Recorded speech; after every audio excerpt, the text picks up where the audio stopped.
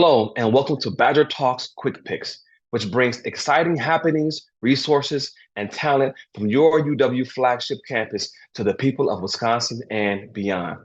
I am Corey Saffold, a graduate of the UW Odyssey Project, a program that changed my life and has changed the lives of over 600 other adults facing adversity.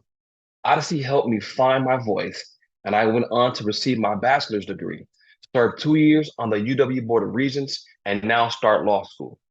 Today, we will be hearing about one of Odyssey's 6 parts, the Odyssey Beyond Bars program, which offers free, transformative, humanities-based college Jumpstart courses to incarcerated learners in Wisconsin's prisons.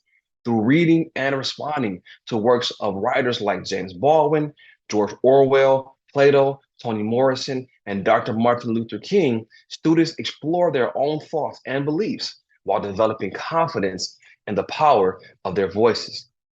We will be hearing in this program from 3 speakers. Peter Moreno, formerly a clinical law professor, has directed Odyssey Beyond Bars since 2018. Kevin Mullen, an assistant professor of continuing studies and Odyssey's director of adult education, has taught English composition to incarcerated students since 2019. Robert Taliaferro, a former intelligence analyst and journalist, spent 38 and a half years in prison and was released in January of 2022. Robert joined the Odyssey Beyond Bars writing program prior to his release and went on to receive his bachelor's degree with honors to start graduate work. Thanks for that kind introduction. Really happy to be here talking with you today with my good colleagues, Kevin Mullen, Robert Taliaferro. My name is Peter Moreno. I direct Odyssey Beyond Bars at UW-Madison. Odyssey Beyond Bars College Jumpstart program that has been operating in the prisons since 2014. We started teaching non-credit courses led by Gene Faraka and Jerry Hancock at that time. I came to the program a few years after that in 2018 with the goal of building on the good work that Gene and Jerry had done and creating a credit-bearing course program in the prisons for our incarcerated students. So we went from teaching non-credit courses to credit-bearing courses in fall of 2019. My colleague here, Kevin Mullen, taught that first English 100 class in fall of 2019. And we're really happy with how things are going. And we're at a special moment in prison education here in Wisconsin historically.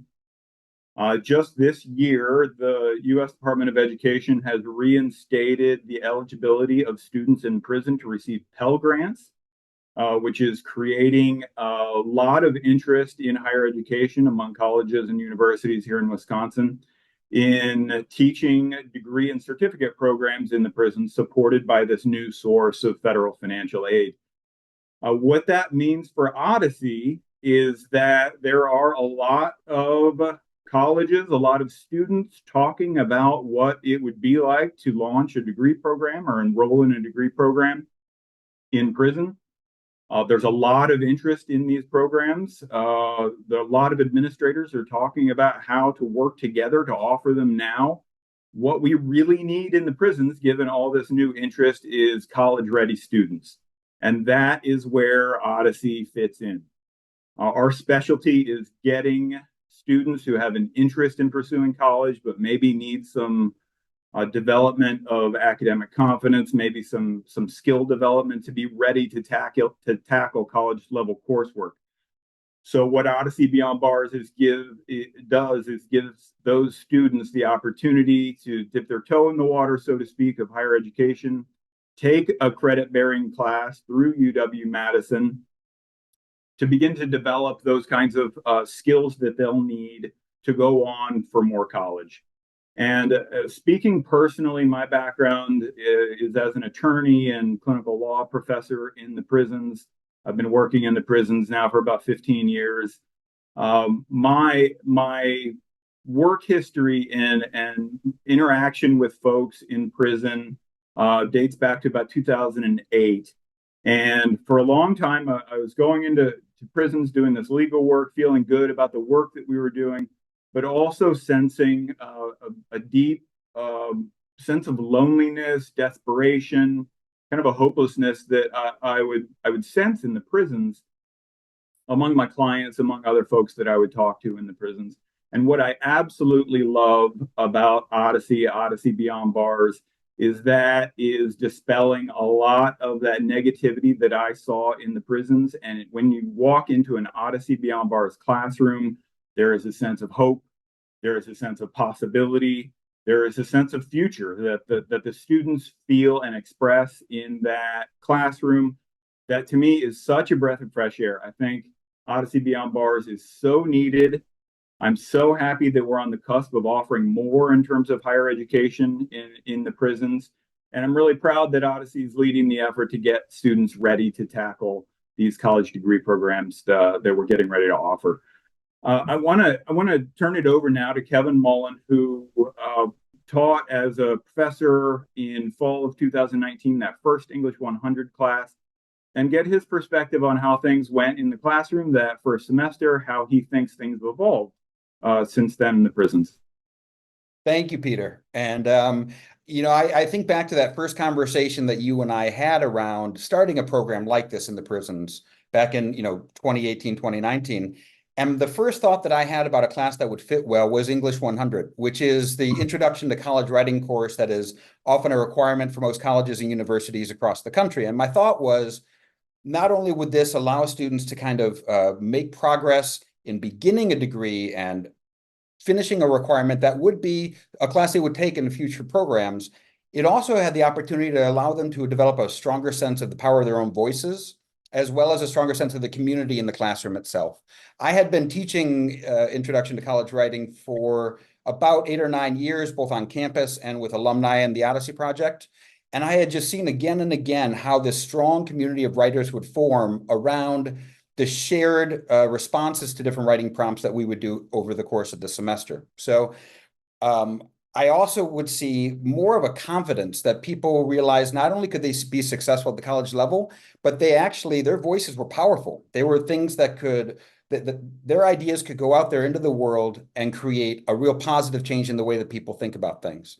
That confidence, I think, translates into a longer term sense that these students felt as though they belonged in the college classroom and that they could pursue a college degree and they had just as much access to that as any 18 to 22-year-old student on campus. So throughout the semester, what we basically do is we start from personal experience in the first couple essay prompts, because one thing I've learned through just reading about adult education and adult learning is that one of the biggest resources that an adult student can bring into the classroom is their own experience. So to base the first few assignments around those experiences and articulating the kinds of things that people have felt or experienced or seen or heard, not only did that was that information that they had easy access to, is stuff that they had actually gone through, but also it allowed them to open up about certain things that maybe they had not brought into other communities or other discussions. So the classroom became a kind of place where people could talk about their experiences in open and honest ways and feel that support of the peers around them. Plus, it allowed all of the students in the classroom to get to know each other in a really deep and rich way, which allowed for more support. And it became a kind of virtuous cycle where the more people shared, the more they read about each other's experiences, the more they became a community of thinkers and writers and college students. And then as the course progresses, we then move into other parts of writing that they're going to need for future classes that they take. So a research paper that they do, which was a big challenge that first semester, trying to find research materials for students who don't have access to the internet. But we work through those different issues, and watching students really engage with others' ideas in order to make their own arguments about how or why our society should change in certain ways was also, I think, really empowering for the students themselves. And then at the end of the semester, we finish with bringing in some storytellers from the Moth Storytelling Story Slam here in Madison to introduce to the students ideas of public storytelling and play some examples and get the students excited about telling a 5-minute story as the final project for the class. For that final class, it's such a lively atmosphere. We bring in all of the professors and tutors and storytellers, librarians. Everybody we've brought in through the semester comes back to the classroom in the prison, and each student gets up there to tell a 5-minute story. And it's an electric atmosphere. And these stories can run the gamut from really fun and clever to really sad and heartbreaking. But you can really feel the sense of each person's individual voice. And you can also feel the collective power of those voices all acting together as a chorus. So, Robert, since we've got you on here and you've gone through this class and you've experienced this from the other side of the desk, I'd love to hear some of your experiences in the class and then how that has shaped your own future going forward after you've gotten released. Absolutely. Thank you, Kevin. It's very strange because one of the things is if I remember correctly, you guys weren't even going to let me in the class at first. I'm Robert Taliaferro. I'm actually considered to be a professional writer, I suppose. I was a journalist. I'm an award-winning journalist. I ran the Prison Mirror when I first came into the system back 30, almost 40 years ago now. And I did 38 plus while I was inside. Like I said, I started out actually in college. I came to Minnesota to Stillwater, and I was working at Stillwater State Penitentiary, and I decided to go to the Inside College program, which was a 4-year college program that the state of Minnesota was running at Stillwater. It was run through University of Minnesota and Metropolitan State University. Ended up going back to Wisconsin, a few credits shy of a degree. And because of the politics and things at that time, never got a chance to finish the degree. Well, come along, I'm getting ready to get out in 2021 now, I guess it is, or 2022. Odyssey Beyond Bars came about. And I said, well, I'm going to try to get into this writing class. Well, Kevin, and Kevin almost didn't let me. We interviewed and he found out my background and was like, do we want him in the class or whatever? I'm very glad they did. One of the things is I'm so proud of the Odyssey program. I represent them around the country now. I do a lot of traveling. I do, with the actually the National Humanities. I went down to NCHEP, which is the National Council for Higher Education in Prison, down in Atlanta. I was down there with Peter. In fact, Peter was down there. No, we were down there representing Odyssey Beyond Bars and the great program that this is.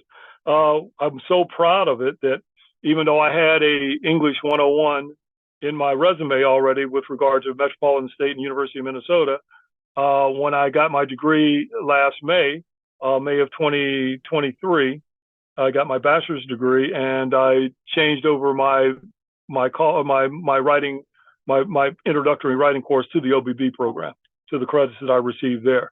And then people were like, well, why are you doing that? I said, because I'm just proud of those credits. Those are great credits. The people that we worked with there, Mark was one of them. I mean, these guys were exceptional writers. And I was considered to be a professional. I was an editor of a newspaper and the whole 9 yards, won a ton of awards. I would have hired any one of those guys as my writers. Well, I've taken the Odyssey program now and I've moved a little bit further. I've decided I was going to get a master's degree. I'm actually right now 18 credits shy of my master's degree. I'll get that in May of this year. So it took me 2 semesters. I'm running a 4.0. That was my intent, was not just to get a master's degree, but to get a master's degree with a 4.0 grade point average. And I'm halfway there right now. So I mean, this is the whole concept of education, higher education in prison and things like that. When you put that idea into people's head and saying, hey man, there's things like bachelor's degrees, master's degrees. I mean, I'm having a blast. I'm 68 years old. I'll be 69 when I get my master's. It's never too late to learn. I'm a lifelong learner. I love the process. I love the idea. I work with Kevin. I send him my papers still and say, hey, here's what I'm doing, man. Check it out. And because I mean, I value his opinion. I value his expertise. I value his professionalism. And this is such a great process. I'm going to throw it back to you guys.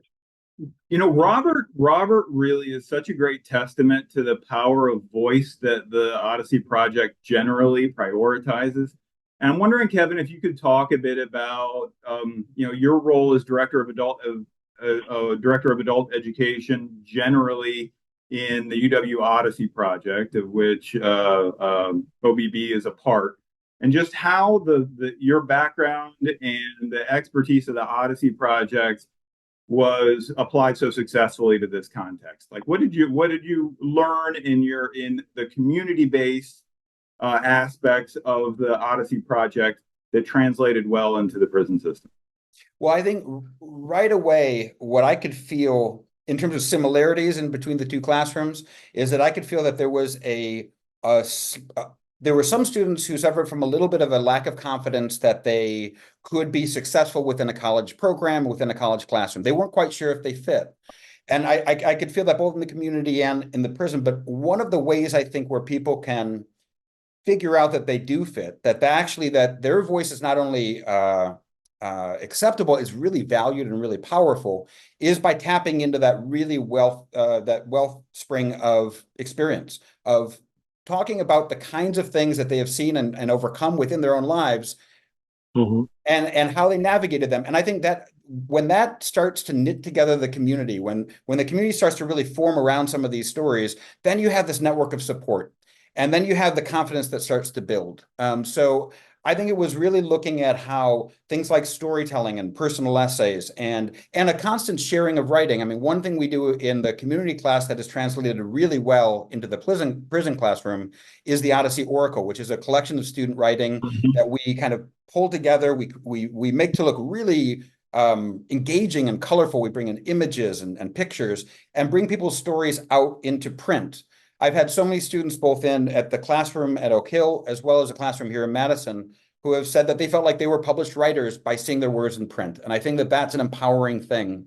And it's a vehicle for that community to form as people read their own work out loud and then hear that response to the community around them. That's a powerful thing. So that's one thing that I saw working in the community classroom. I was like, oh, these guys at Oak Hill would really love that to be a part of that process as well. And Robert, just to toss the ball over to you for a second, I know that as you were sitting there, one of the reasons why I was a little bit hesitant about having you in the classroom was because of all of your experience coming in. And I wanted to make sure that those students didn't feel overwhelmed or didn't feel intimidated by some of the things that you were coming into the classroom with. Can you talk a little bit about what you saw in the students around you that made you feel like that community was building, was happening? Absolutely. Yeah, it was kind of interesting because I remember one of the young guys used to always call me the editor. And, the editor of this and the editor of that and the editor of this.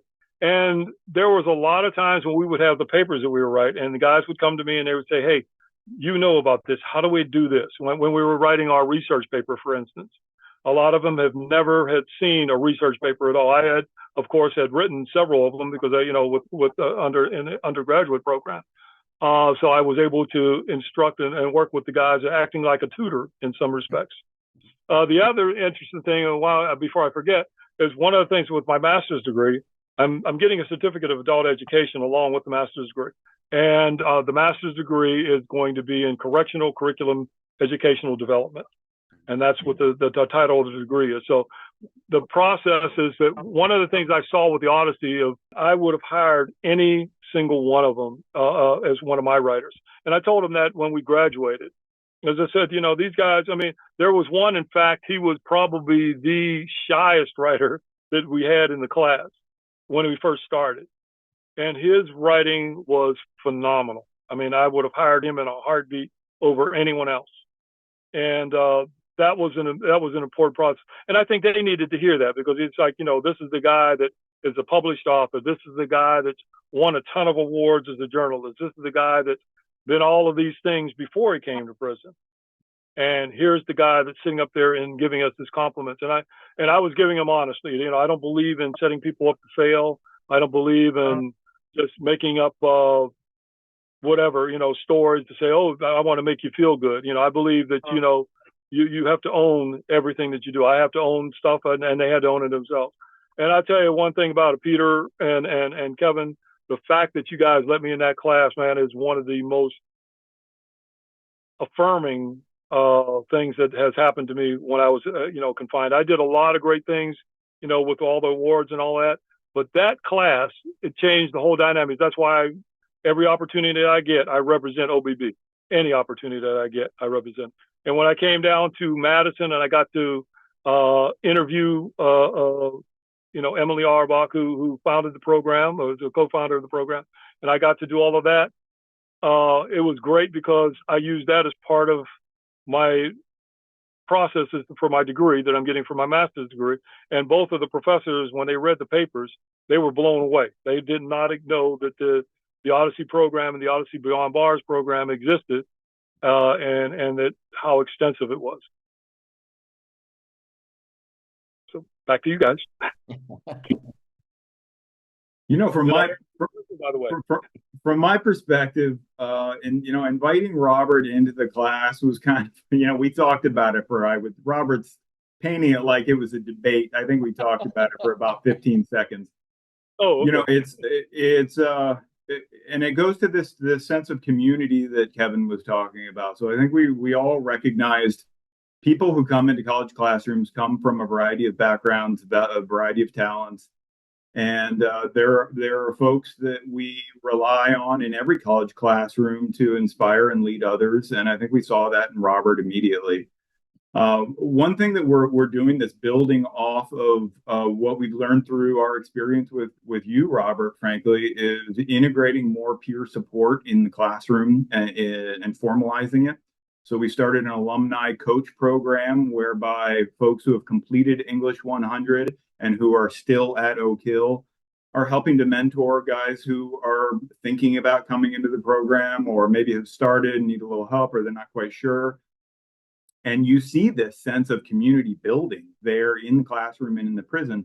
And over time, it's developing a culture that's supportive of education prison-wide, which is really what we're shooting for. I mean, we want to change the way we incarcerate folks here in Wisconsin, what the purpose of incarceration is, and get people in prisons starting to think more collectively about what they can accomplish. And if someone sees their buddy go through the program and get something out of it and wind up with some college credits and be inspired to do more with their education, that kind of thing spreads in the prison.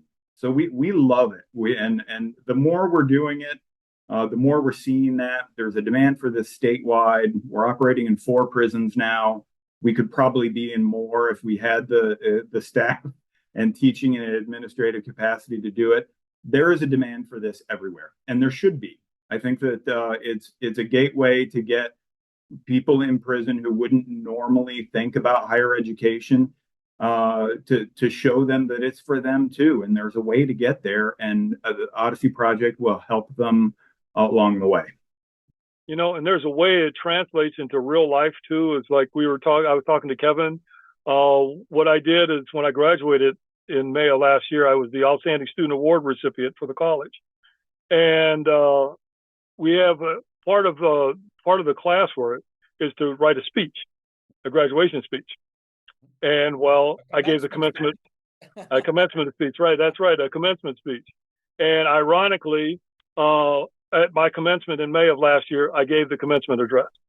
So that was a real life process that was based on basically one of the lessons that we had in the thing. And actually tomorrow I'm giving another speech to some folks to promote the state parole and probation offices. They have their state conference, and they asked me to give the keynote address for their closing address.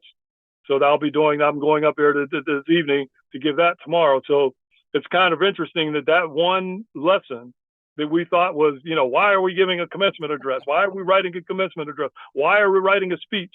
Well, it translates into real life, and it has translated into real life with me. And it's kind of funny because I thought about that, and I'm like, wow, I haven't thought about this for a while, but if I had not sat up there and had that practice, that might have been a little bit harder to do.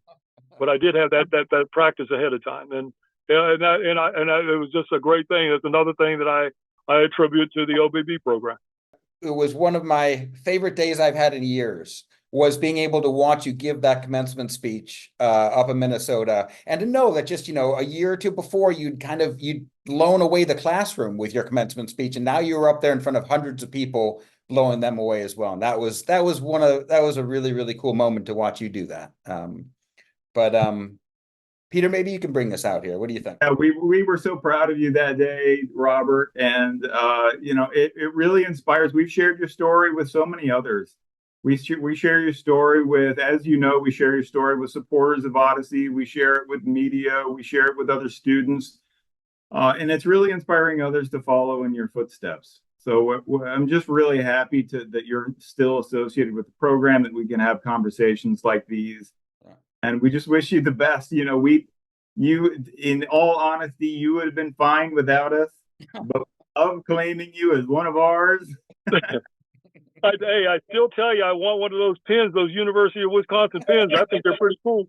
I still want one of those pins. Yeah. Thanks for joining us, Robert. Thanks for joining us. No Kevin. worries, man. Thank you Really very much. appreciate the conversation. It was really delightful. Yeah. Absolutely.